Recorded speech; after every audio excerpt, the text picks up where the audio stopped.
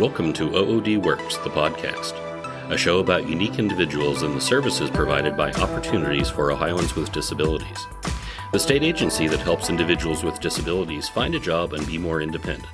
Here's your host, Kim Jump. On this episode of OOD Works, I'm pleased you will hear from Rhonda Riley of Clinton County. She is joined by OOD's Robert Wendling, a vocational rehabilitation counselor who serves as a liaison for a partnership with the Clinton County Drug Court. We will also hear from Jessica Harrington with Clinton County Adult Supervision. Welcome to the podcast, Rhonda, Robert, and Jessica. Thank you. Thanks. Hello. Well, I'm so excited for us to dive into this interview. And Rhonda, you are our featured guest. Would you just tell us a little bit about yourself? I'm 53 years old. I have two grown children. Ashley is my oldest. She's 33. Tara is my youngest. She's 28. And I have a 6-year-old grandchild, a little girl named Kylie. She's my inspiration. And I love spending time with my family, outdoors in the nature, hiking, camping, and drawing. Nice. And you live in Clinton County? Yes, I have my whole life. Well, I think for all of us, 2020 was a crazy year. We could just and Rhonda, I understand it held some challenges for you. Can you speak to that?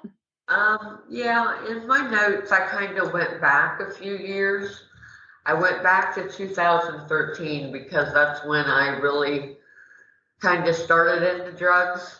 But okay. My youngest child was in a horrific accident. She spent 2 weeks in Miami Valley. She wasn't expected to live. They care flighted her from Clinton Memorial to Miami Valley. The vehicle, they rolled it 4 to 5 times and she was ejected out the window. She broke her jaw, shattered her elbow, broke her wrist, broke her pelvic, her brain. She had brain injuries. Her brain was swelling. They had to induce her in a coma. She spent 2 weeks in the hospital and had to learn how to walk and talk and drink through a straw because her jaw was wired shut. But come to find out, she wasn't driving, her boyfriend was. So we had to go through all that. That was, a lot of stress. Mm-hmm. And at that point, my marriage wasn't good. It was really so bad that I had told him that I wasn't happy, wanted out, and he wouldn't accept it. Now, do you think that was because of the accident and all that you were going through as parents with your daughter, or had there kind of been some ongoing? There had been some ongoing. He was a big drinker, and we were using drugs together. Mm-hmm. But he was very narcissistic. He wouldn't accept it, so it just lingered. It went to a love-hate relationship. And in 2014, after my daughter went through therapy, she got pregnant. She had Kylie. And that was when I told him pretty much that I was done and wanted out, and he wouldn't accept it. He wouldn't leave the house. And of course, it was my family's house. We rented from them. So I just packed up and I went and stayed with my youngest daughter to help out with the baby. Yeah. Kind of went home after that. Yeah. When you look back at that period of your life, Rhonda, what was that like for you emotionally? Emotionally, it was hard. It was very hard. Just mentally exhausting. Emotionally exhausting. It was horrible. Yeah.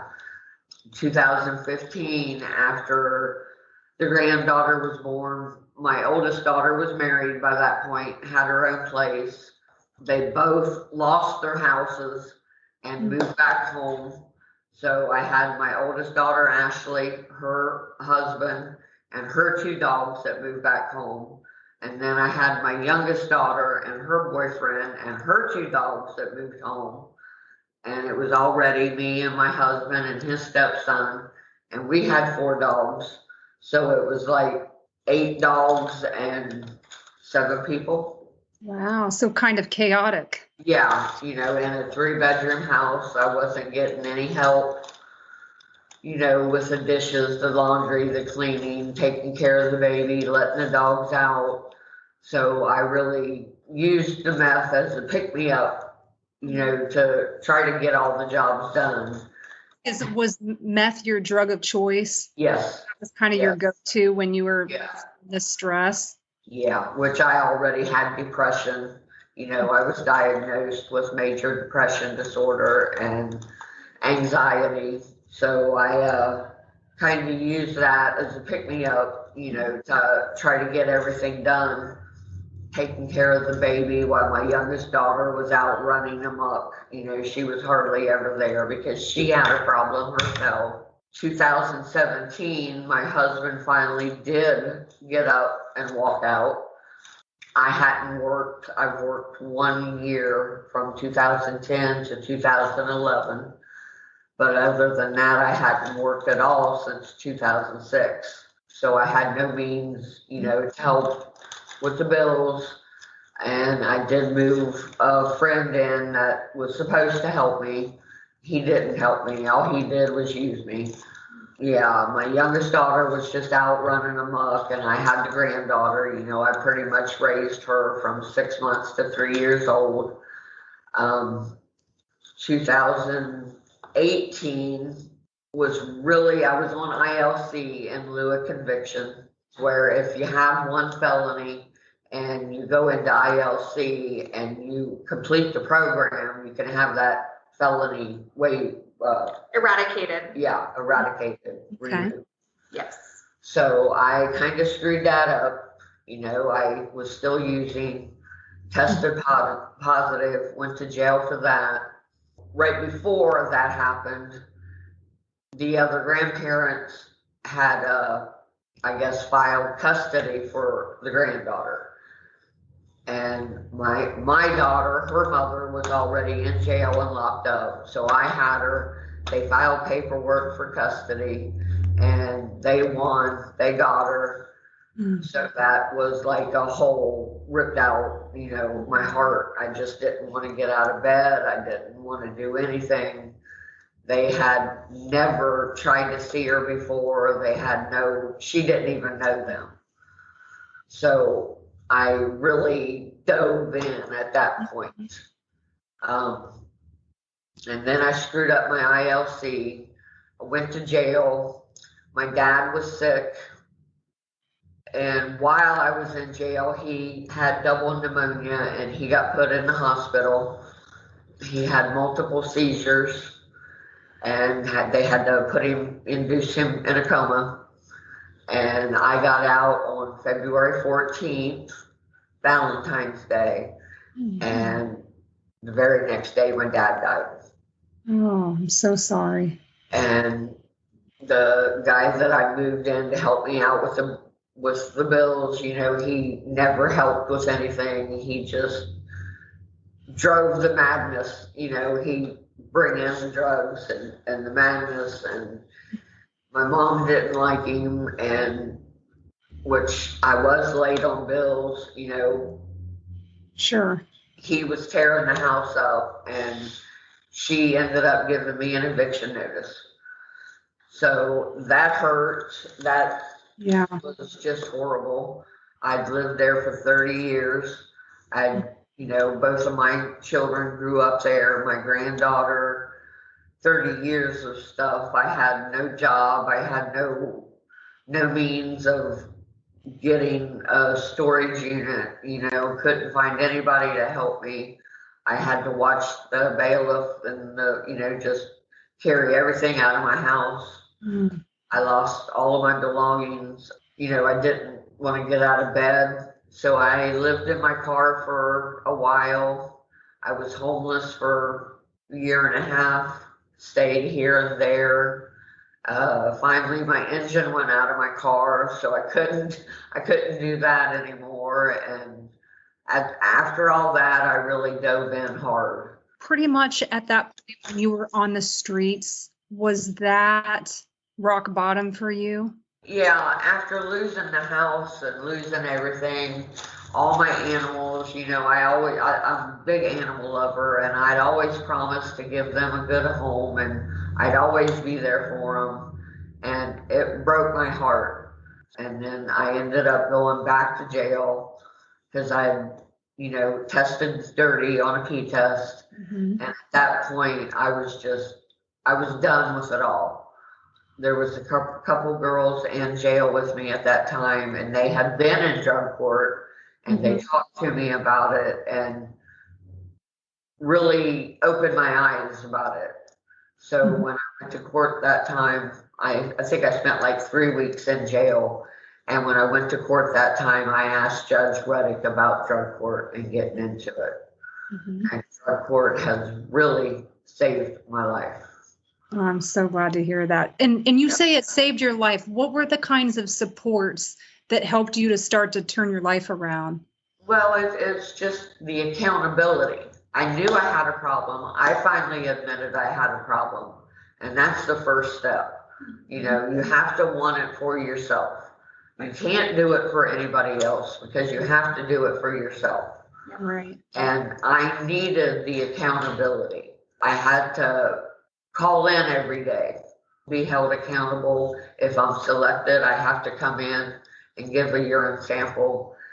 Was Jessica your probation officer at that point? Kind of from you've been together from the beginning of this? Yes. Yeah. Oh, okay.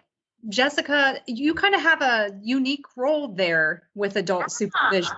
Yeah, I do. So I began my position here actually in March of 2020, and she was one of my very first intakes, actually. Yep. So we've been together since her journey of sobriety, but also my journey as a intensive supervision probation officer and case manager of our U-turn recovery drug court docket here in Clayton County, Ohio.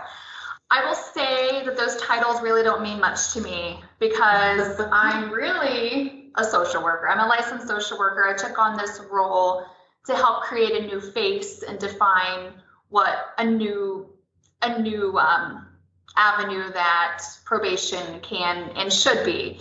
We have an excellent team here in Clayton County, and aside from myself, we have 3 other licensed clinicians within our department, which is really rare, actually. So as an officer and case manager of drug court, I think she kind of hit the nail on the head when it comes to support, accountability. But my favorite word to define who we are really advocates, because a lot of people don't really think of probation as a department where advocacy can and should happen. But especially when you're working with those referred to drug court, typically those individuals have felony charges that are drug related, have a history of addiction and drug use and abuse, and have diagnoses that typically fall in the psychiatric diagnoses. She stated she had been diagnosed with severe depressive disorder along with generalized anxiety disorder. That is not uncommon. Almost my entire caseload has a diagnosis of a special diagnosis or diagnoses, and I feel like addiction often has comorbid, thank you, with mental health driven issues. So as you can see in Rhonda's story and testimony, where she is today and her sobriety and recovery journey, it was accepting she had more than just an addiction. She had been grieving loss. She had been trying to work through and deal with mental health issues all on her own. And that led her to self-medicate, and that's not uncommon. And unfortunately, as we all know, that's number one, it's toxic to your body. It is only harming and disrupting the already disturbed wirings in her brain and why she has depression and anxiety, but then it's illegal. So the last part is really the least of my concern, because obviously everyone I work with has a felony charge. They're not felons. They are people who accrued a felony based on some decision making. And we all have our vice. It's just maybe my vice isn't illegal. Right. So when they come on, when they are referred to drug court, it's typically that our judge identifies these particular individuals. I began to explain that earlier. He can see a need, but also a drive and self-awareness that they have a need and a want and a desire to get clean from said drugs, but also address underlying issues, or at least they need an assessment to maybe even get a diagnosis of any underlying issues that are not currently diagnosed. So that's my role. When they are referred to me, I do an intake to determine, I look at them as a whole person. So we look at basic needs, family support, education and employment needs, homelessness, or the need of a home, that particular need. And then we work our way into the other things, because we don't have the basic needs met first. How are they going to be successful in gaining help for their diagnoses and also their need for sobriety? So my role as an advocate is to be knowledgeable of services and agencies that can fill in the gaps that each client has. And when I first began my position here in March, I had never heard of OOD. I happened to receive an invite to an over-the-phone conference to learn about OOD services. And that was within 2 weeks of my position here. And I was super excited to hear about this, because I thought, oh Lord, this is a joke. This is just another, tactic to try to get some referrals, and we already have employment services within our county. I'm like, what is this? Oh my goodness. A skeptic. I was a skeptic. So I joined in on the conference anyway. I'm trying to learn as much as I can to give what my clients need, or at least refer. And I was super excited. It was real. It was tangible. I had real people to talk to. I had real applications that I can print and fill out with my clients in-house. And you guys could piggyback off of our appointments in-house, because as most people know, those in drug court and on probation, they're coming in for check-ins. Mm-hmm. They're coming in for drug screens randomly. So the first few months, they're seeing me about 4 to 5 days a week. In addition to, once I make referrals for mental health or substance abuse counseling, you add in those appointments. And as we case plan all of the needs, one of the big needs is employment. So if they don't have employment already, that's hard enough, having a felony charge on your record, trying to get back up on your feet after not necessarily having the right support system, because they will tell you, including Rhonda here, that the circle of people who she identified as friends weren't really friends. So she's not going to get the support that she needs to get back up on her feet. And then if they do have a job or gain a position, now you're going to have to try to coordinate and work around an already busy schedule, because probation and drug court is a full-time job in itself. It's not an easy pass. No, it's not. It's not. You have to come in and check in with, probation officer. You have to go to two, I guess, court sessions for drug court a month.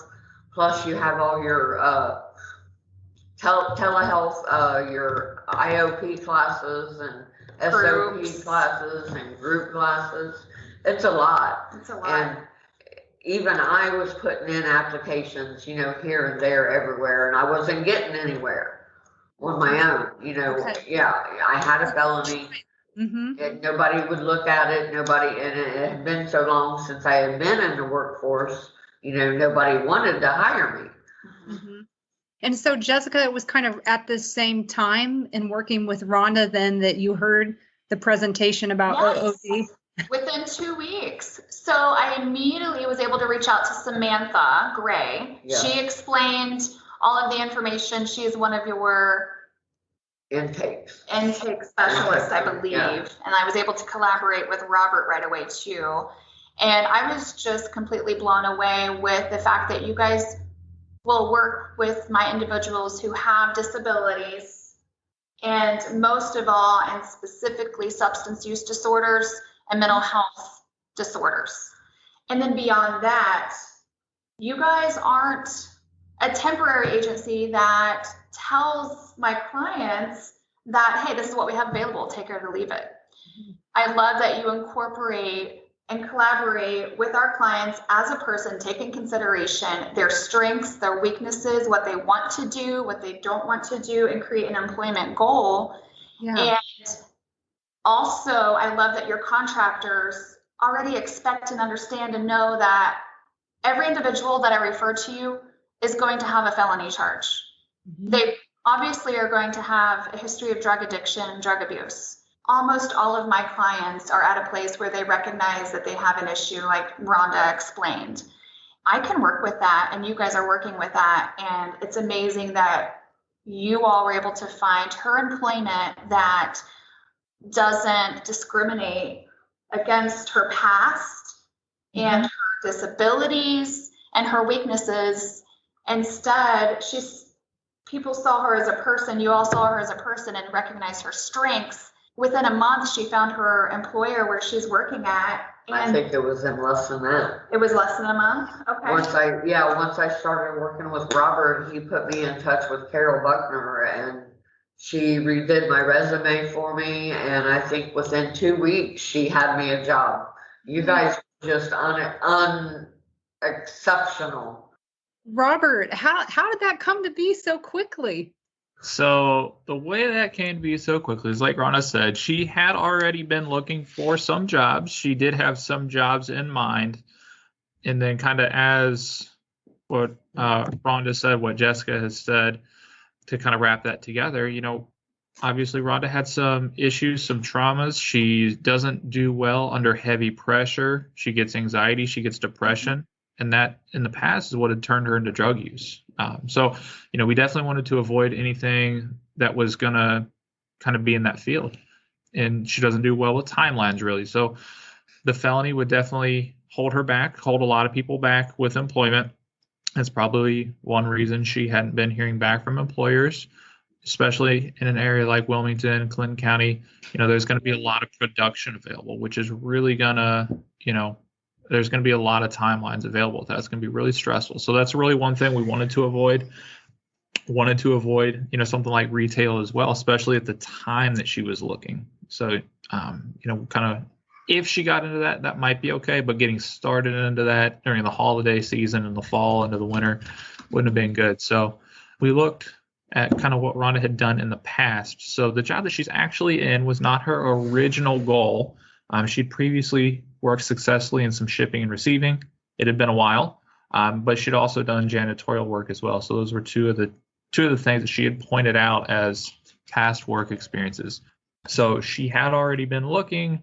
She was moderately ready to get out there on the workforce. Mm-hmm. So we had her work with Carol Buckner. I did recommend that vendor for her, kind of based off of some past experiences.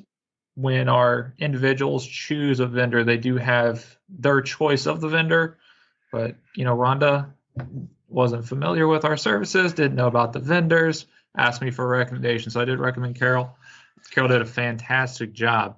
This is a team effort, so it's support. I mean, we have Jessica as a support person there. We have all the treatment team.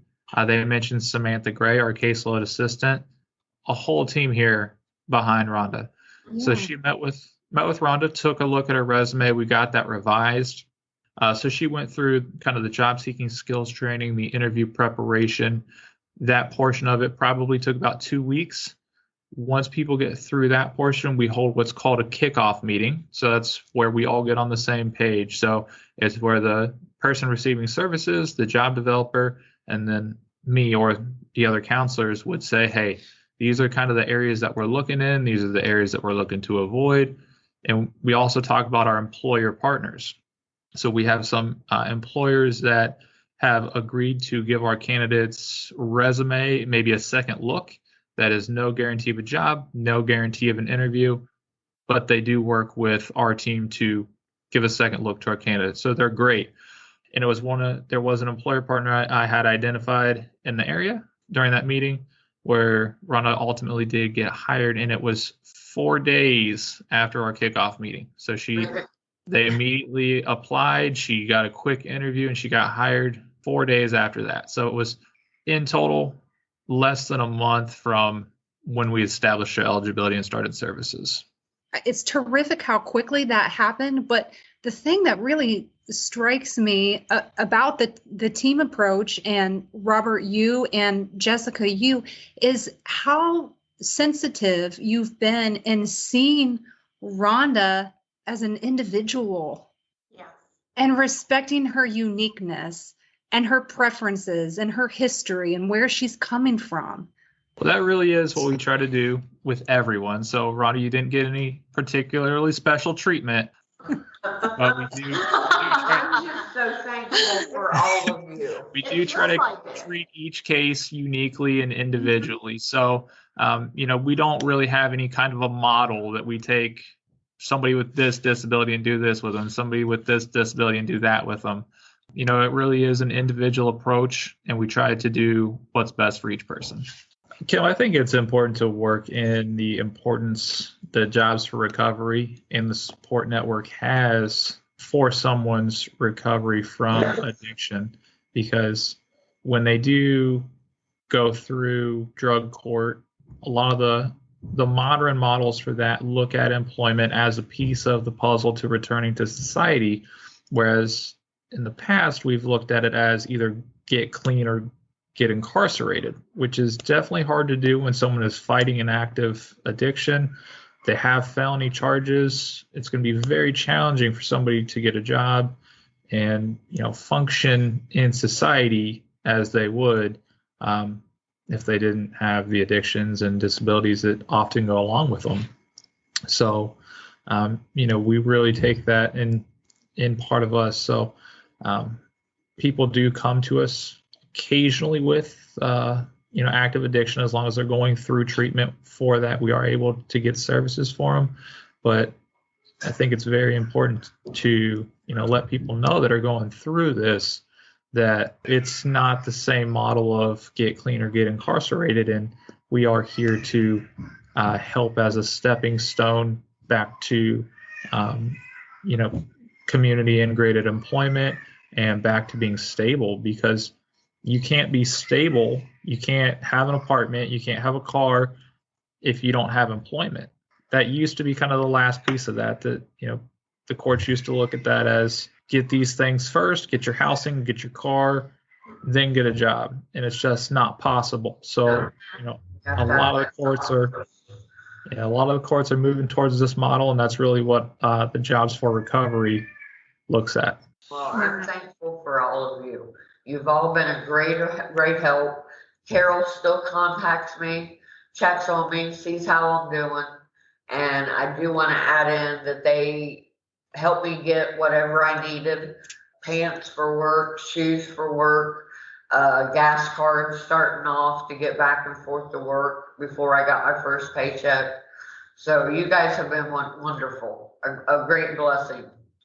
And I do want to add in our Clayton County Common Pleas Judge Ruddick. He started up our drug court with a passion and understanding and of taking time to educate himself and understanding the disabilities surrounding mental health and substance use disorders.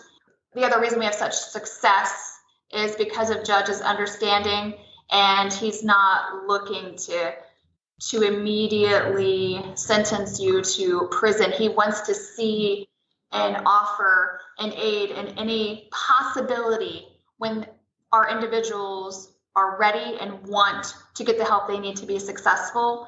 And I couldn't end our interview today without applauding our judge.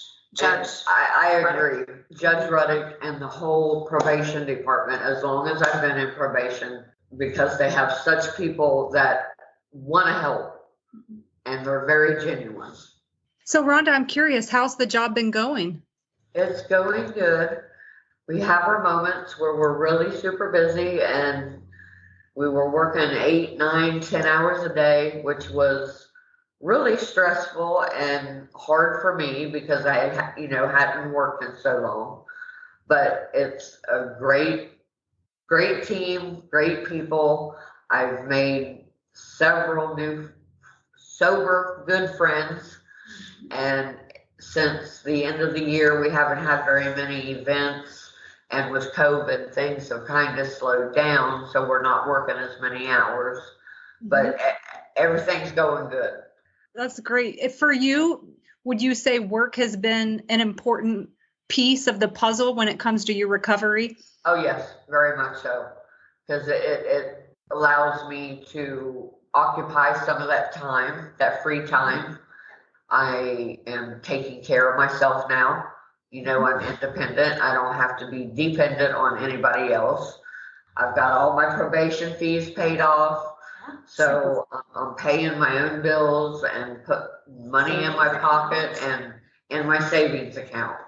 And it felt totally great to be able to buy Christmas gifts this year for my family and my granddaughter. What might be next for you? Next for me is just staying in the moment, putting one foot in front of the other, maintaining my sobriety, and keep working and just keep moving forward. A transcript of today's episode is available at ood.ohio.gov/podcast. Don't forget to subscribe and leave a rating and review.